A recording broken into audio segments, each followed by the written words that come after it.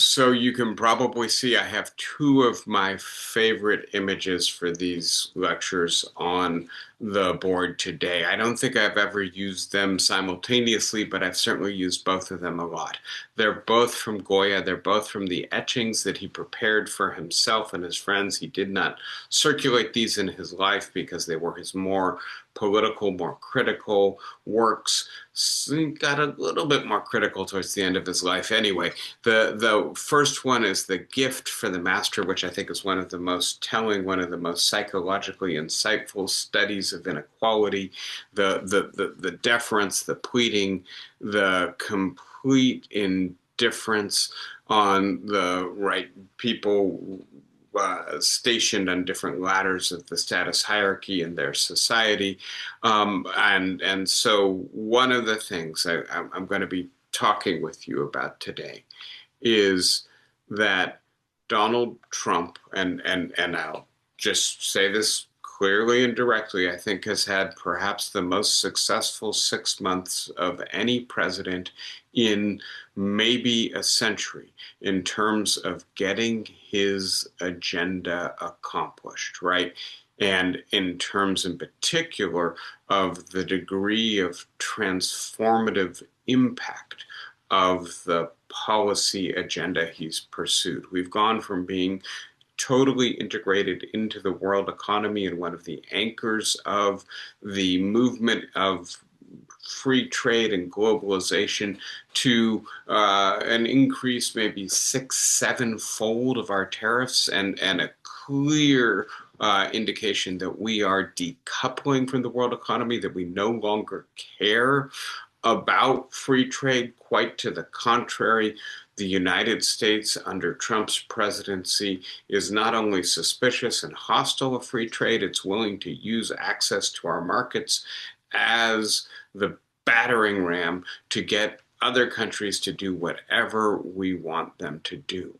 The big, beautiful bill radically changes, makes permanent radical changes in the tax code, is the largest reduction in medical care for Americans ever brought about by the federal government, and in a variety of other ways fundamentally changes course. It's an about face in many respects of the policies of the previous administration, but of many of the policies of really the previous 100 years in terms of its effort to scale back welfare, to scale back assistance from the federal government, to scale back the federal government's capacity to stimulate economic activity, industrialization in the areas that it thinks is important.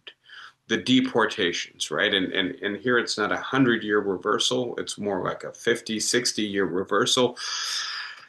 But the United States has been quite liberal in its immigration policy in the last third of the 20th century, and then kind of let its immigration policy fall apart in the first quarter of the 21st century. Although we have gone through periods where we have deported more, we'll see later today that actually Donald Trump still is not deporting people at the rate at which Barack Obama was deporting people. The sense that the United States is a country that is aggressively hostile to immigration, I think, right, flies in the face of America's self-image and America's policy for the last 60, but really for the entirety of our history.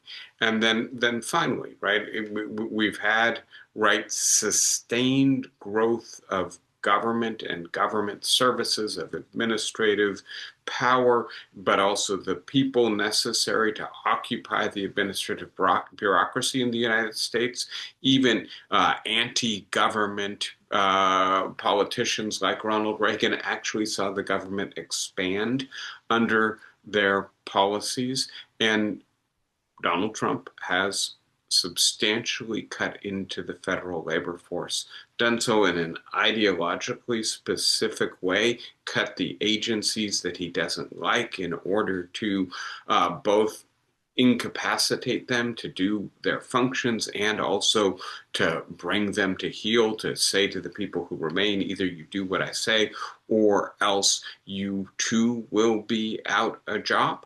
And when you put all that together, this is as radical, as revolutionary, and as successful a 6 months as any president has had.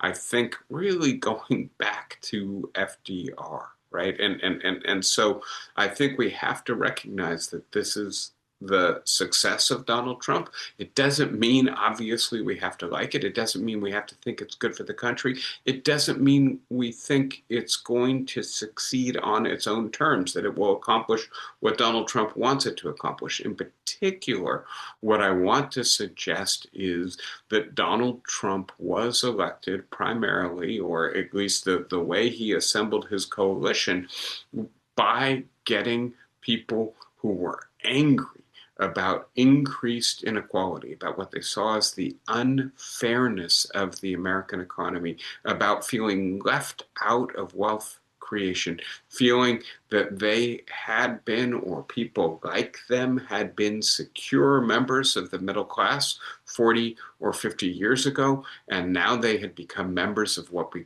call the precariat, people who were barely scraping by, and frankly were seeing their prosperity decline as opposed to increase, and were even more worried about their future and their children's future. And Donald Trump seemed to channel their grievance, their anger, their desire that something be done, including that elites be taken right to the woodshed for having failed the majority of the American people so abysmally for the last 40 years, but then also saying, by the way, I will fix this. And I do think that part of the potency of the otherwise bizarre saliency of Jeffrey Epstein in the last few months is the right indication that maybe Donald Trump isn't doing that, isn't really delivering what he promised, is in fact part of the system more than he is the first genuine anti-system president in a very long time. So, right, putting it all together, Donald Trump has had an incredibly successful policy revolution. I think in many respects, he now owns the economy.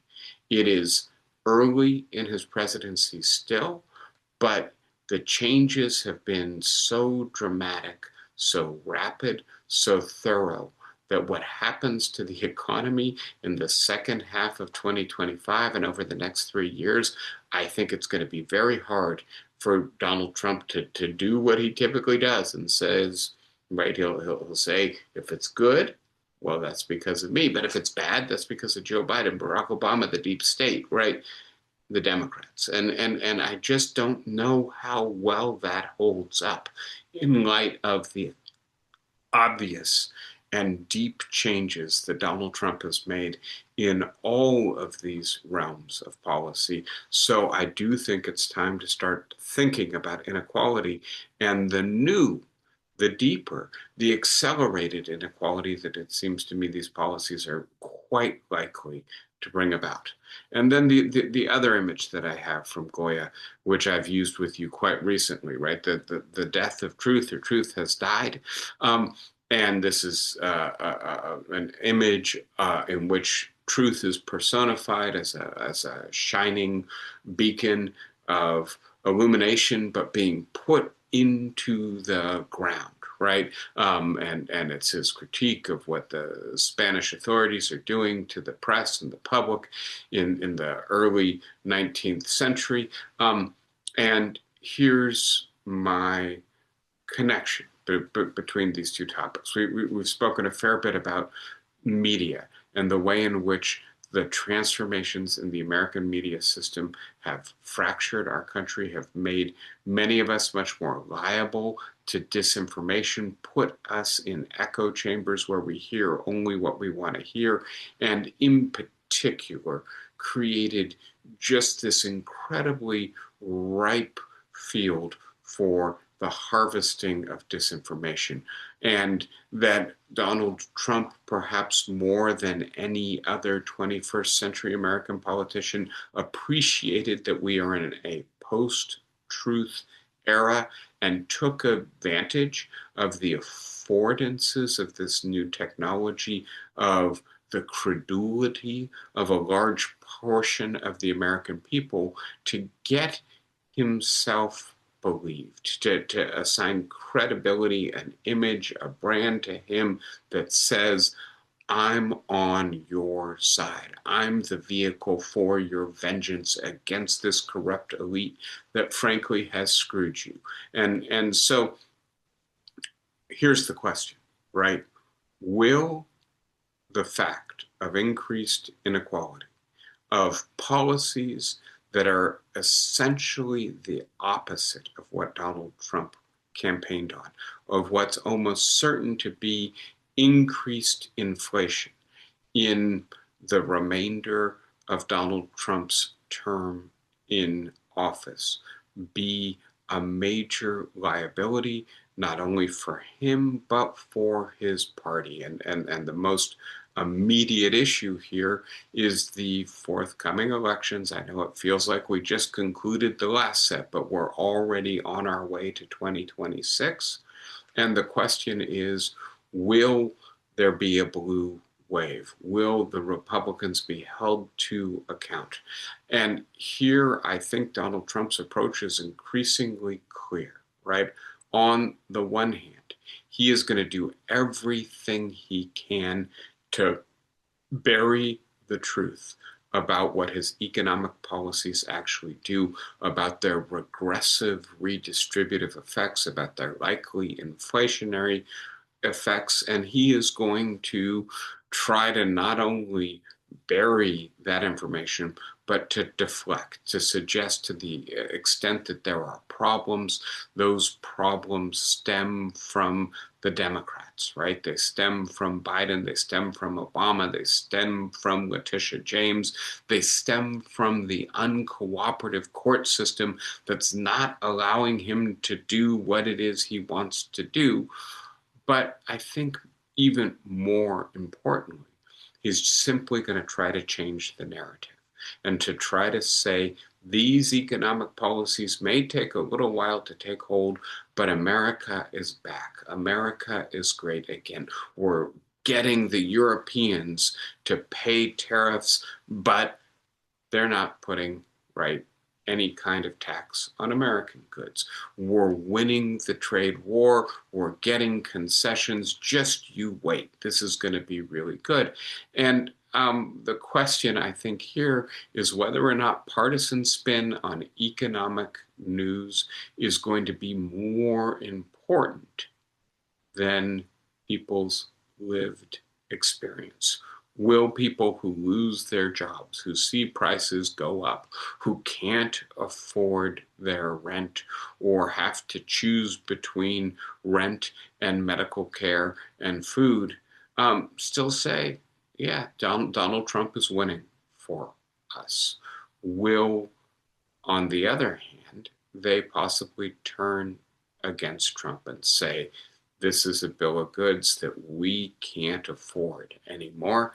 And if they do, how will Donald Trump manage declining popularity and approval? How will the Republican Party manage the blowback from the effects of the policies they've just rushed to embrace? And here I think we're beginning to see the answer to that question. There was a off the record remark that's been quoted a lot by a White House advisor last week: maximum partisan warfare everywhere, all the time. This was referring in the first instance to the redistricting efforts in Texas. But please note, the person who gave this comment said, Texas is just the start. We will do this everywhere we can because we need to hold on to power in 2026. And if what's required is changing the districts in the middle of the decade, something America never does, right? Something that fundamentally alters the rules of the game for pure partisan advantage, right? They're making no qualms, no reservations about it. They just want to hold on to power. They can do it, so they're going to try to do it, right? And the idea that there will be increased attacks using, right, whatever instruments of power are available to the president, to the administration, to his party on the opposition. This seems to me, in other words, to be the response to economic policy that is going to alienate important segments of the Republican Party base, not correct policy, not change course, not try to come up with concessions, not only spin the narrative or deflect, but also do everything you can to not allow the discontent to be articulated politically in the election in ways that cause the Republicans to lose power in Congress, because if that happens, well, boy, does Donald Trump's ability to continue to impose his will all of a sudden run into a wall that's likely to be an investigation after an investigation after an investigation, perhaps another impeachment. And by the way, right, that will sap all of the energy of the administration. It will look much more like Trump's first term than the second term has looked so far. So that's what I want to discuss with you today. And I realize we started late and time is limited. I'm going to go quick. But please, as always, feel free to ask your questions, make your comments, do it in the chat, unmute yourself whenever they occur. A lot of this will be familiar, right? This is stuff we've talked about together before. What I'm doing today is trying to synthesize, right, the big, beautiful bill, the tariffs, the deportations, the scaling back of the government, and its likely economic and political consequences. It's a lot. Right? So starting with what we discussed last week, right? Consistent declines in the rate of job growth or job creation in the American economy in the first half of 2025. In other words, since Donald Trump has been president, most economists, I don't see any reason to mistrust them, believe that policy uncertainty and volatility are driving, right, firms to pull back on new hires and new investments to wait and see, will the tariff rate go back to what it was? Will it go as high as where it was in April and May? Will it be what it was in July or what it is in August? Maybe this is stabilizing, and if it does, maybe then there'll be greater job creation, but this is not a good look for the American economy. And I think people are beginning to feel it, that the job market is just not as hot. Please note that the average level of job creation for the previous 2 years before Donald Trump took office was a little bit more than 200,000 jobs per month. In his first 6 months in office, it is reduced by about 2/3. That's a substantial contraction of the rate of growth of the labor market. We are seeing tariffs go into effect all over the world. And as I mentioned last week, some of the tariff deals that have been negotiated, for instance, with the European Union, represent genuine wins for Donald Trump and his trade war, right? Europe will pay 15%. We're not going to pay anything more to send our stuff into Europe. But some of the stuff that he's on CNBC crowing about, right? They've given me $1 billion to invest where I want. There's absolutely no enforcement mechanism. These are framework agreements, not treaties. And by the way, I think this indicates the way in which Donald Trump approaches a lot of the tariff and a fair bit of the economic policy. The optics are more important than the reality. What he gets to say on TV is more important than what it actually does to the economy for him. He thinks spin eclipses reality. And so one of the comments I heard about these tariffs goes back to Donald Trump's days of playing a successful executive on reality TV. And what he loved to say more than anything else was, "You're fired." Now that he's playing a president on TV, what he loves to say more than anything else is, "You're tariffed." That's what he said to India this week, because India is still buying Russian oil. There's a lot of ambivalence with Trump and Russia right now, but let me drill down for a second on what a 50% tariff on India means, right? And please note, right, this diagram is from last week. It says 25, now it's up to 50, right?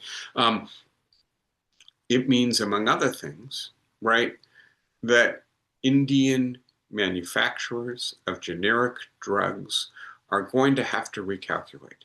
Does it make sense to try to export to the American market anymore in light of this punitive tariff rate?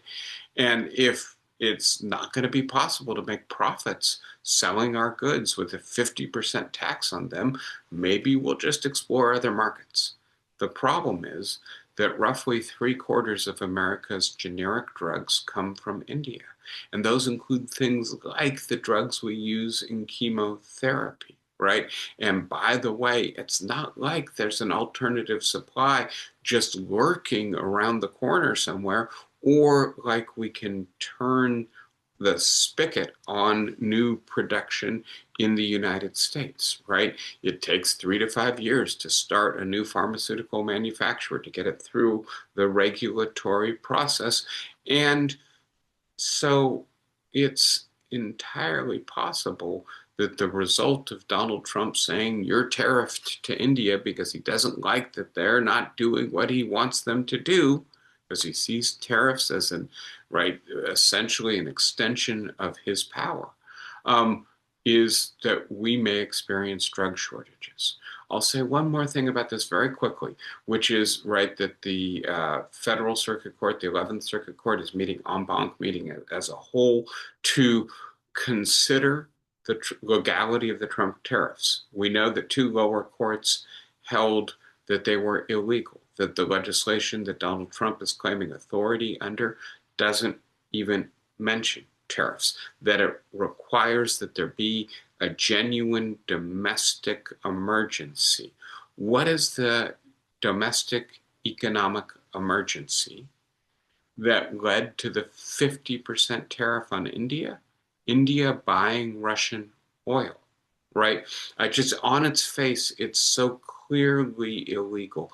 I don't know what's going to happen, right? Because ultimately, even if the circuit court sides with the company suing Trump, well, it will be appealed to the Supreme Court. And the Supreme Court has been incredibly compliant with Donald Trump. But let's at least countenance the possibility that the court will do more or less what the law says it's supposed to do and invalidate the tariffs. First of all, it means all of this stuff goes up in smoke. But second of all, it means that the U.S. Treasury owes all of the companies that it was illegally imposing tariffs on, well, billions of dollars. It's going to be, one of my colleagues introduced me to this term, a fustercluck. It's going to be really hard to undo this mess if that happens, right? But let's assume that this is going to continue. I think that's the most likely, the safest assumption. And so what we see, right, is that the tariffs are a dramatic increase. We haven't tried anything like this for nearly 100 years in which the economy has grown very global and very globally integrated. And that the people who do their best to game this out think this will cost the American economy trillions of dollars, slow our growth rate, our rate of productivity increase permanently, and not terribly much, but not non-noticeably, that it's going to increase costs for every family in the United States by maybe $2,400 a year. It's therefore going to be inflationary, right? And so the other tariffs still coming out, right? We're not done with this yet. The countries that are going to negotiate still, but all of the goods that may have tariffs on them, all of this is going to, on the one hand, suppress economic growth. Eventually, right, after we have some recessionary pressure as we adjust for the next couple of years, it'll bounce back up by 2028. But we will all be somewhat poorer as a result of these initiatives. By the way, the one thing that I think could have stopped Donald Trump is the stock market, right? Or to be even more specific, the Treasury market. As I said to you last week, that would be the place where, if any place is going to put the brakes on Donald Trump, it would happen. It doesn't look like it's happening. The Treasury interest rates are staying pretty much where they are. The stock market actually did well last week. So let's talk about the stock market for just a moment, right? And I want to notice a couple things about it. The first is that it is increasingly uncoupled from the overall economy, right? Average economic indicators are growing, right? And in a reasonably healthy way over the last 30 years. But the stock market is growing at a rate that is more than double the rate of overall economic health, right? And please note in particular, in the last few years, if we're looking specifically at the S&P 500, the vast majority of the S&P 500 growth is caused by the top 10 companies. These are almost all technology companies. And please note, right, this is a look into the domestic investment. A large portion of this investment you may have read about in the New York Times business section a week ago.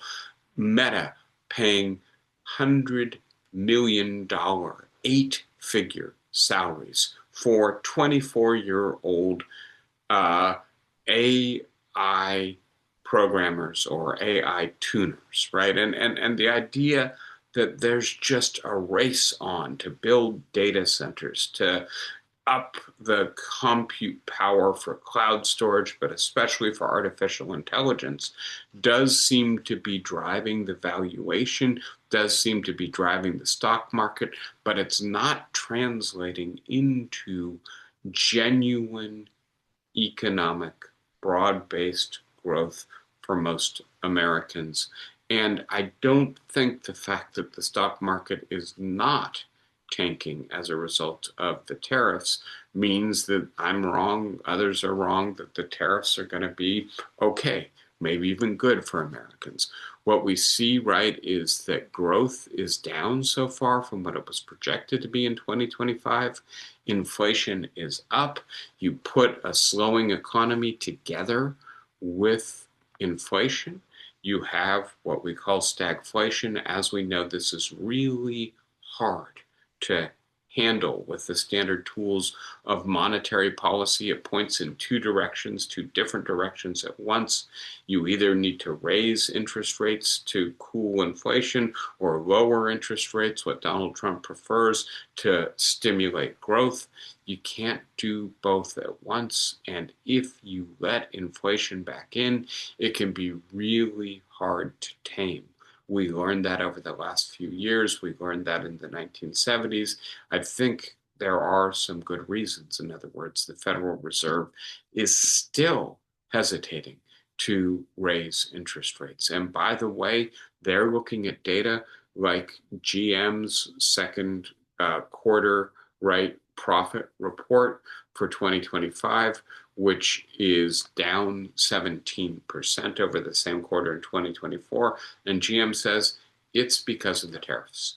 It's because of what the tariffs did to the cost of producing our cars, we're actually selling more cars. We're actually not experiencing increases in labor costs. We're keeping the price of our car where it is. It's not increased competition. What we're going to have to do, GM says, in the second half of 2025 and 2026 is start raising the prices of our car. They're estimating 5%. That's going to further stimulate inflation. This is a slightly different way of looking at it. This is what people who work in firms who are in charge of buying supplies, right? This is the people who manage inventory in firms are reporting their spending for newly acquired goods and inputs, right? And note that they're getting a rate of inflation that's going up close to 5%, right? That our inflation rate, core inflation, is still, right, closer to 3%. And if you notice, right, the reason that the Federal Bureau of Labor Statistics collects this data is because when the price goes up on the goods that those who manage inventory are paying, pretty quickly consumer prices go up. So again, there's good reasons to anticipate that there will be more inflation coming down the line. We've looked at this, though there's new news in the last week, right? Donald Trump is really trying to coerce the Federal Reserve into lowering interest rates. He is berating, right, the chair, Jerome Powell. This is, I think, a funny index of the degree to which he's willing to insult Powell, right? And it's reached high levels in the summer of 2025. We saw a Fed governor step down. We now know that Trump is appointing or nominating Stephen Moran to fill the vacancy, the short-term vacancy from this governor resigning early. And the old joke, right? You can put three economists in a room that has white walls and ask them what color the walls are, and they can't agree on that. The consensus, as far as I can tell, of mainstream economists is that Stephen Moran is not qualified, is not a correct choice to be on the Reserve Board. The reason he's going to be on the Board of Governors for our central bank is because he is a Trump yes man, because there's no distance whatsoever between him and Donald Trump on any meaningful economic issue. And please note that the likely result of stacking the Federal Reserve with toadies, the international economic community, investors, bankers, sovereign wealth funds, are going to anticipate this is exactly the kind of person that Donald Trump will nominate to be the chair of the Federal Reserve a little bit less than a year from now when he has that opportunity. And the result is going to be that the Federal Reserve is going to be much less independent in the second, third, fourth year of the Trump administration. I don't see a scenario in which that doesn't further erode confidence in the sovereign sector of the American economy, in our government's capacity to make sane, rational, prudent economic policy. Again, I think this is going to be bad for the economy. Now, coming back to the Federal Bureau of Labor Statistics, we know that Donald Trump was unhappy with the jobs report from a week ago. So he fired the head of the agency that collected, collated, and analyzed the data, right? And then on Monday, he found some data he preferred, prepared, of course, by an economist at the Heritage Foundation, and brought the reporters into the White House and showed them the diagrams he prefers. And I just need to return for a moment to the idea that Trump is a creature of a post-truth media system, that he's accelerated the hold of post-truth politics, and that he is now trying to do this with economic policy, essentially saying the experts are bunk, they don't know anything. I know more than they do. I'm not going to be informed by people with expertise. As opposed to that, I'm going to rely on my superior intelligence, which is mainly my gut, my hunch, my instinct, and I'm going to impose my will on the rest of the world because I have the Oval Office, the powers vested in the president. I am the most powerful person in any room I enter, and so my will makes the truth. Power and authority, not knowledge and verifiability, make the truth, according to Donald Trump. And I hate to say it, I've been wrong about this before, but it seems to me that one realm where this post-truth stance is likely to run into a lot of resistance is the economy. Because the critical thing about a market capitalist economy is that power is diffuse. There's no one person to bully. Yes, Donald Trump can maybe bully Jerome Powell into resigning early or firing him or getting him to change his mind on interest rates. But then investors throughout the world are going to make up their mind about what they think about that and whether or not that means they're going to want higher interest rates to invest in treasury bonds. And please note, right, we need them to invest in treasury bonds.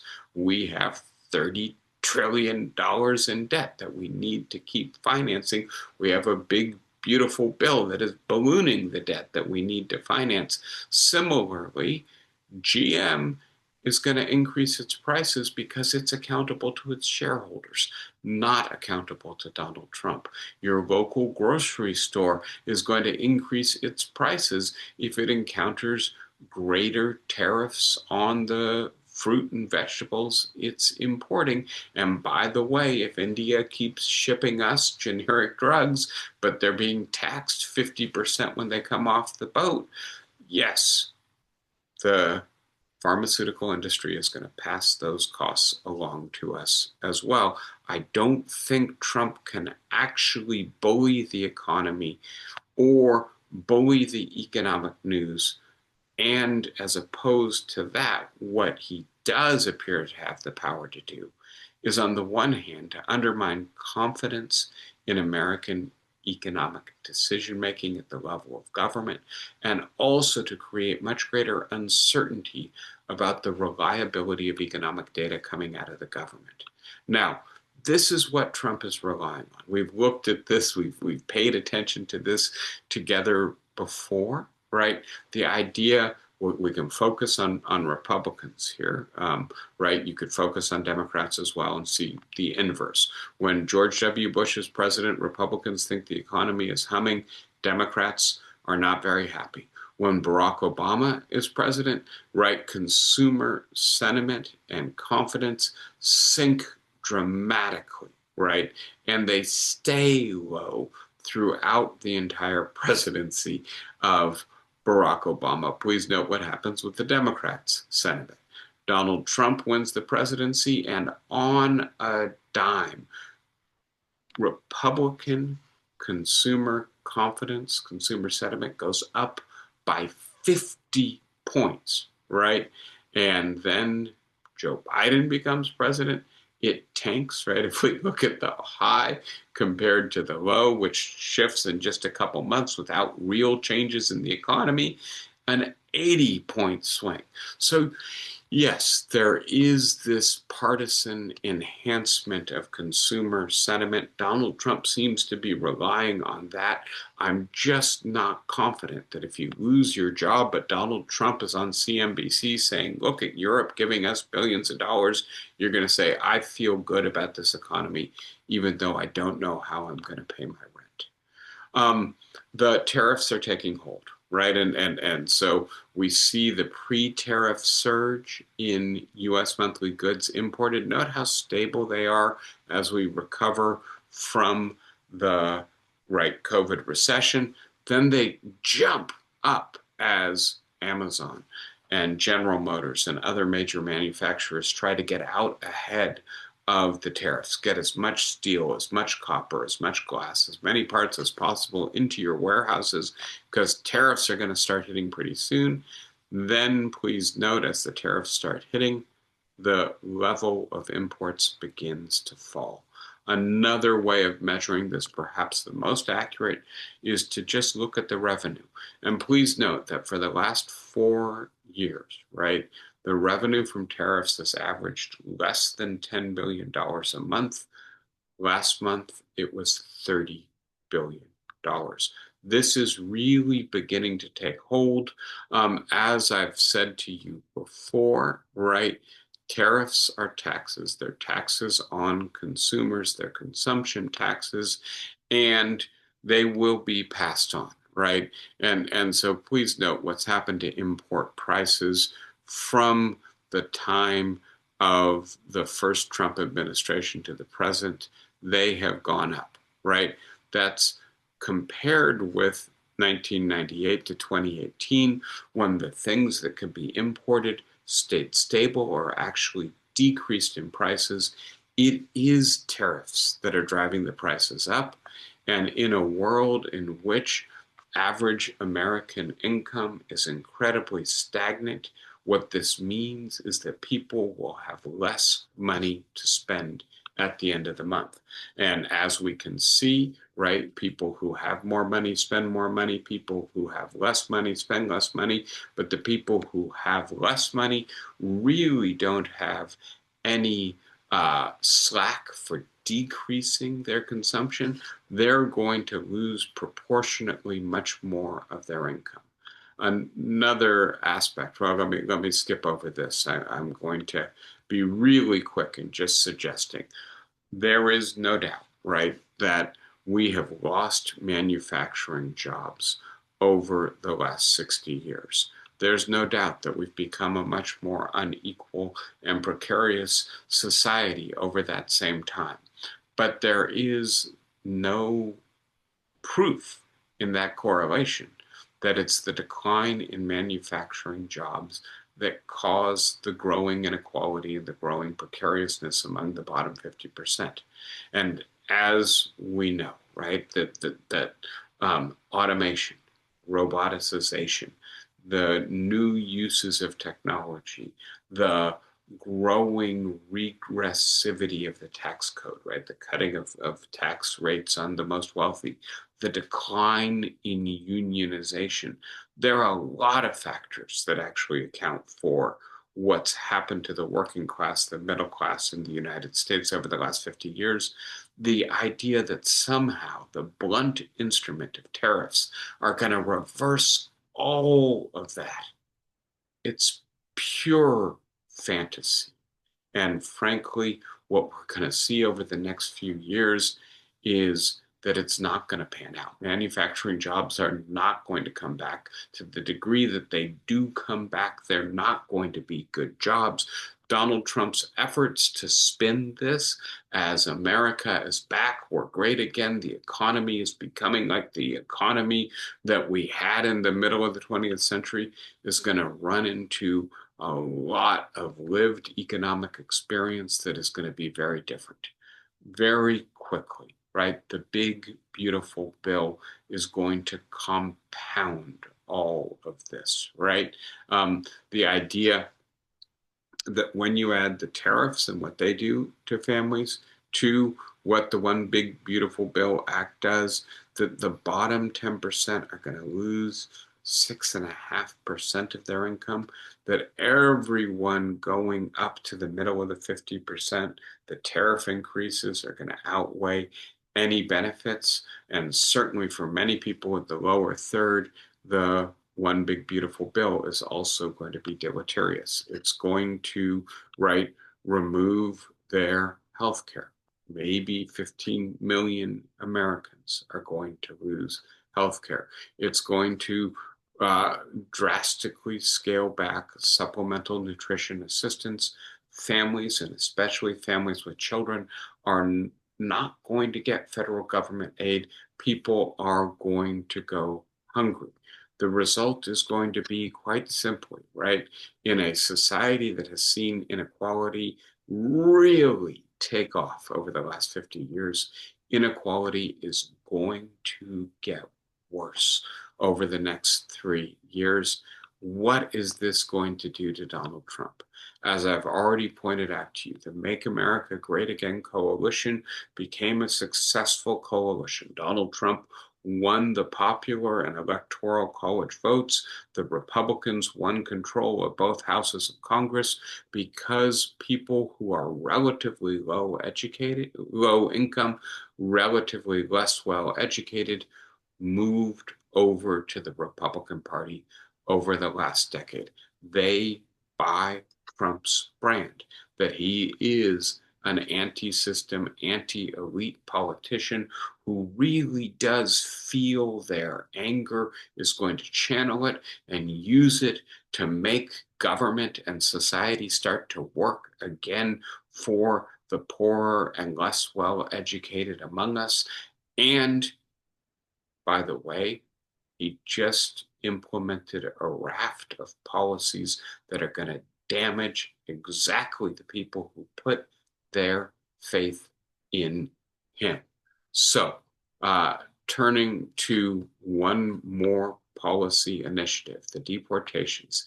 And I'm going to be quick here today, but I want to be clear, right? The data suggest that the deportations combined with their effect, which the effect of the deportations, to be as clear as possible, more important is probably that people aren't coming to this country anymore than the number of people who are being forcibly removed from this country. We tend to pay attention to the second because the human cost is so grave, because the optics are so dramatic. But I think if you're looking at this from an economic perspective, it's actually the fact that we are losing new migrants that is going to have the most dramatic impact. So if you look for a moment, right, the native and foreign born are both working at high levels in the American economy. The result of removing, right, everyone who is undocumented is that GDP might shrink by as much as 7.5% by 2008. That would be closer to a depression than a recession. That industries like agriculture and construction are going to lose hundreds of thousands or millions of workers. And as a result, American-born workers who also work in those industries are going to lose those jobs, right? The construction industry, the undocumented person is nailing nails into boards in the hot sun so that the person who does the plumbing, the person who's the electrician, the person who does the sidewalling has work to do. If you get rid of the people who are doing the most difficult, the least well paid, the least skilled work, everybody else suffers as well, right? And by the way, immigrants, including undocumented immigrants, pay more into Social Security and Medicare than they take out. And the result is that we will probably lose $23 billion in Social Security and $6 billion in Medicare if we really stop becoming an immigration nation. Now, I want you to see something because I think it's really important to recognize where this policy is really having impacts, right? So deportations by month, we have gone from 10,000 to 17,000, right, from February to June. They're ticking up. But I want you to notice, right, that in 2024, we deported about 250,000. And if you multiply 20,000, which we're not at yet, times 12, what do you get? Right about the number of people Joe Biden deported in his last year. Not nearly as many people as Obama was deporting in 2010, 11, 12, 13, right? But where this is really having an impact, look at the number of people trying to get into the country who are undocumented, right? After a big surge and a decrease back down to around 100,000, and that's per month, right? We're down to 12,000 in May, right? And so we are not getting the number of newly arrived people coming into our economy in 2025, as you can see, right? Births minus deaths, the American population is decreasing, right? The benefit of migration is as our economy grows, our labor force also has to grow. And when we have foreign-born people arriving, it allows our labor force to grow even if our native-born population is shrinking. As you can see, going back to May 2023, we have an increase in the civilian labor force, right, from foreign-born people that goes up and down, up and down, up and down until you get to February of 2025, and then it's all one direction. And now we're in the territory of net loss of foreign-born workers. Again, this is going to be inflationary. This is going to make it harder to get fruits and vegetables, harder to get houses built. It's not going to be good for American workers. It's going to be bad for American workers. The idea that we are dependent on the labor of people who are not born in this country, the idea that they work when they come to this country, the idea that they are important to our capacity to continue to grow our population and to continue to grow our labor force.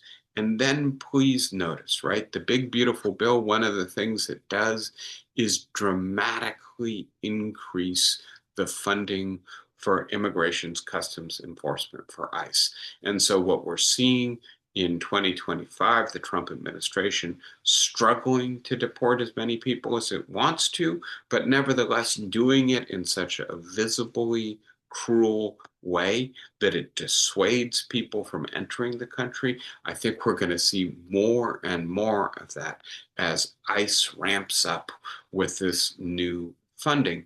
And by the way, the net contribution of migrants to the American economy is maybe $2 trillion.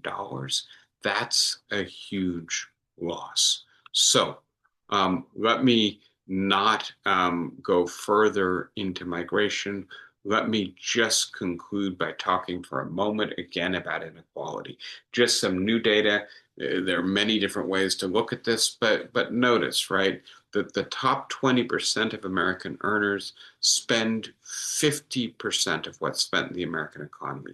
The bottom 40% spend only about 25%, right? So just another way of thinking about inequality. By the way, sorry, right, if you look at how much wealth the top 1% has, it's now up to $55 trillion. And if you look at the amount of wealth the bottom 50% have, yes, you're seeing that correctly. It's basically 0%, right? Average person in the bottom 50% has $400 in savings, right? We are a grotesquely unequal society, and we're seeing the impacts, right? The level of household debt is now at an all-time record. Childcare inflation, inflation on housing costs are creating a deep affordability crisis in which middle class and working class Americans can only afford essential goods by going into more and more debt, more and more precariousness. I think we're beginning to see this, right? Donald Trump's approval rating is stabilizing, it appears, at around -8 to -10%. His disapproval on immigration, on the economy, on trade, on inflation, all of this, right, pointing down over the last 6 months. And so what's Donald Trump going to do about it? And it appears what we're seeing with the Texas redistricting effort, with talks which I think are totally fanciful, but signaling to his party and his base of redoing the census in the middle of the decade. He wants to change the rules to make it harder for the Democrats to build on his unpopularity and to regain power. This is standard authoritarian playbook stuff, right? Competitive authoritarianism doesn't allow the opposition party to fairly compete for power, even if it doesn't fully abolish the opposition. This seems to me the direction we're going in, right? The Texas map was already incredibly gerrymandered. This is a maximal gerrymander that they're proposing to put in its place. It would result in a state that votes about 45% Democrat having three-quarters or more of its representatives be Republican. It would be totally disproportionate. And it may very well set off a spiral in which this is no holds barred partisan warfare. Please note, right, that we've got Barack Obama being, right, investigated by a grand jury for, quote, treason, right, related to the Russia investigation. A bipartisan, right, Senate committee said there was no doubt that there was Russian investigation. There may be some improprieties in the way in which Barack Obama and his security agencies tried to rush the report on Trump, and you kind of understand why they did. They wanted to know before he came into office how compromised he was. But having said that, to accuse Barack Obama of treason, right, to begin issuing subpoenas for Letitia James, the Attorney General of the state of New York, because she's got a couple big verdicts against Trump, this is a further indication that the authoritarian playbook is being exercised, right? That we're seeing the levers of power, the Justice Department, the national security agencies used to target the opposition party, to deflect attention away from what's unpopular about the president, to allow him to manufacture the narrative that if things aren't going right under his watch, it's because the old regime deep state is still there and still thwarting him. And by the way, the fact that he's got the Republican Party to own his agenda means that the Republican Party now has little choice if it wants to stay in power in 2026, but to agree with Donald Trump, to continue to enable his abuse of power. And that leads me to ask, is this perhaps what the Republican Party always wanted anyway? And here I mean especially, right, the leadership of the Republican Party, but maybe some of the rank and file as well. The Republican Party has always faced this problem. It has a populist wing and it has a pro-business wing. How do you reconcile the two, right? And it appears that Donald Trump, the combination of giving populist red meat. Note what Letitia James and Barack Obama have in common. Not only are they Democrats and who've been in high office or who are in high office, they're black, right? You know, red meat culture war issues combined with the largest tax cuts for the wealthy being made permanent as a result of the big, beautiful bill. This may just be the squaring of the circle that the Republican Party has been looking to manage for really the last 40 years.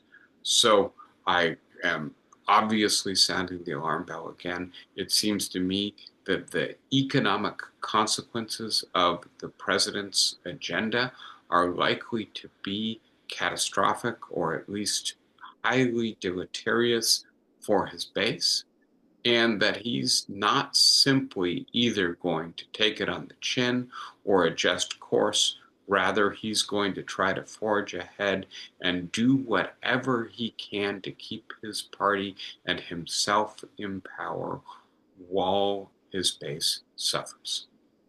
I'll stop there. Who wants to start us out?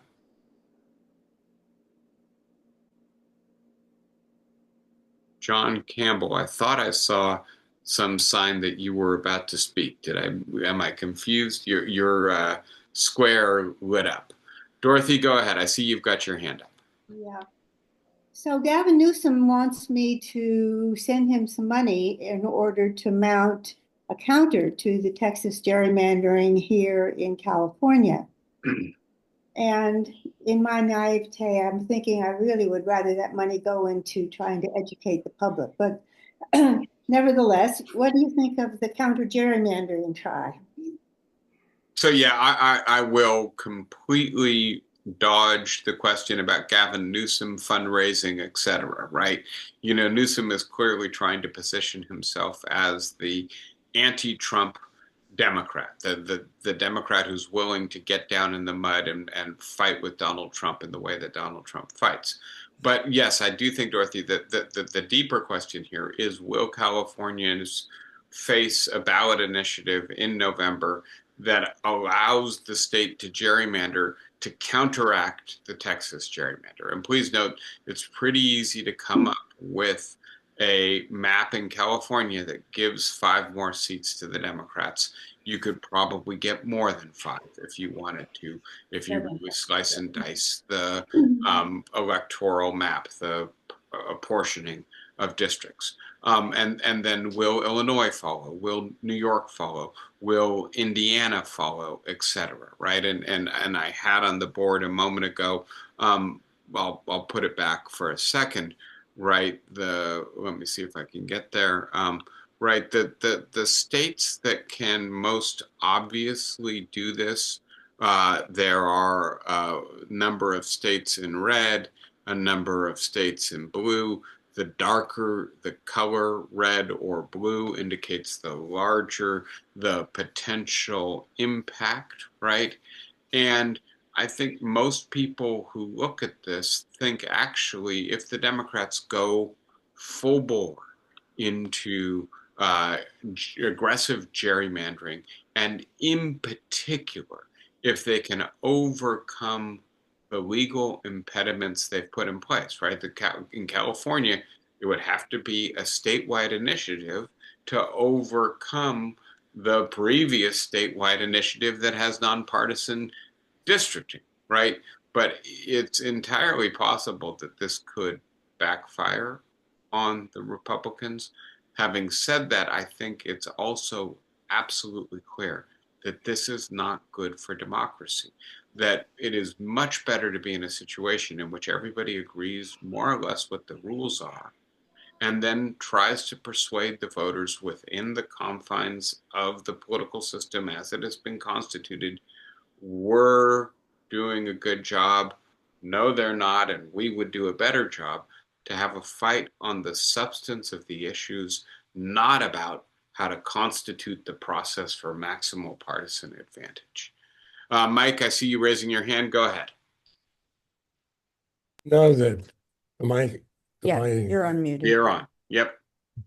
Eric Holder is really running this counterattack for the Democrats, or I mean, he's running the organizing of it nationally, because he's been ever since he was the Attorney General for Biden, has been running a campaign to make it impossible to have gerrymandering nationwide.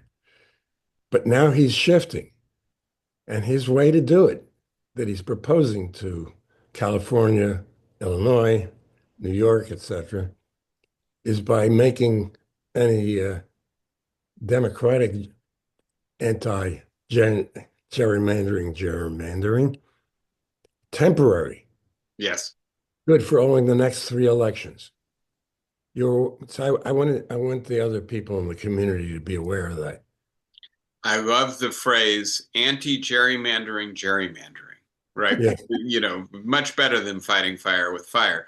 And so yes, and Eric Holder, by the way, who is a critic of two things here, right? And please note, we haven't really talked about the second, but we will almost certainly need to at some point soon, right? So he's a critic of partisan gerrymandering, and in part because of its racial impacts, right? And in the Supreme Court, the one kind of gerrymandering it won't allow you to do is racial gerrymandering. But given the way in which partisan identity and racial identity have aligned in the past in the United States, very often doing partisan gerrymandering results in racial gerrymandering. So that's one reason Holder has opposed this.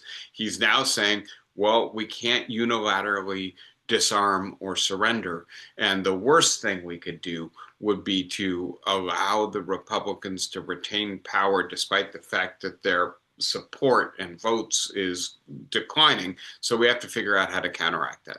The other thing that Holder is really focused on is voter suppression, especially again racial voter suppression. And we haven't talked about that yet, but I think one of the things, right, with the announcement of the idea of a mid-decade census to try to determine who's undocumented and to change the way apportionment of congressional representation works so that undocumented people are not going to be represented in Congress, not by voting, but by having their proportion of the population weighted in how, right, the House of Representatives is constituted. One reason to do this, it seems to me, is to try to intimidate the opposition, right? This is one of the things that people worried about with putting a citizenship question on the census, right?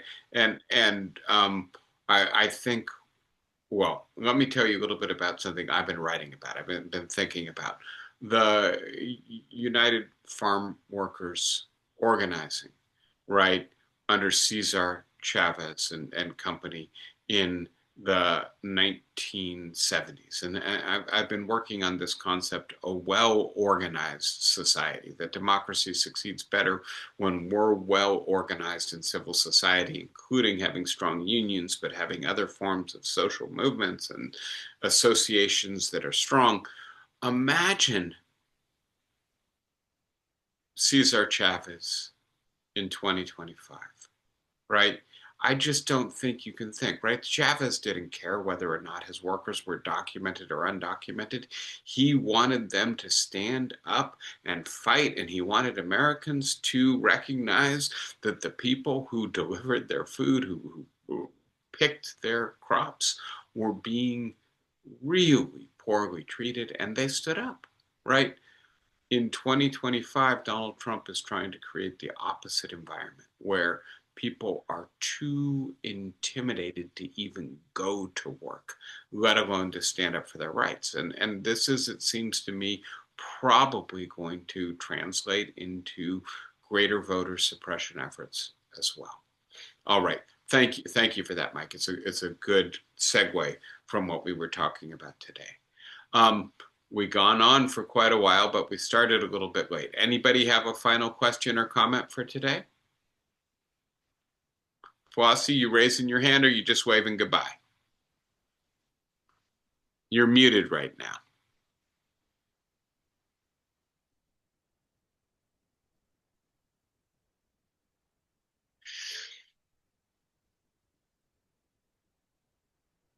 Flossie, I'm not hearing you, so I'm going to assume you were waving goodbye. With apologies if I'm cutting you off. You can let me know via email what it was you wanted to say. I do wish everybody well. I'm very much looking forward to seeing everyone there in person in a couple weeks. Next week, we will start half an hour early. Just Genevieve and Cheryl will let you know I got a plane to catch to get out there. And so I asked for that accommodation, and they were kind enough to give it to me. See everybody next week. Thank you as always. Be well. See you soon. Bye bye, guys. Thank you. Thank you, My David. pleasure. Thank you, guys. Bye bye.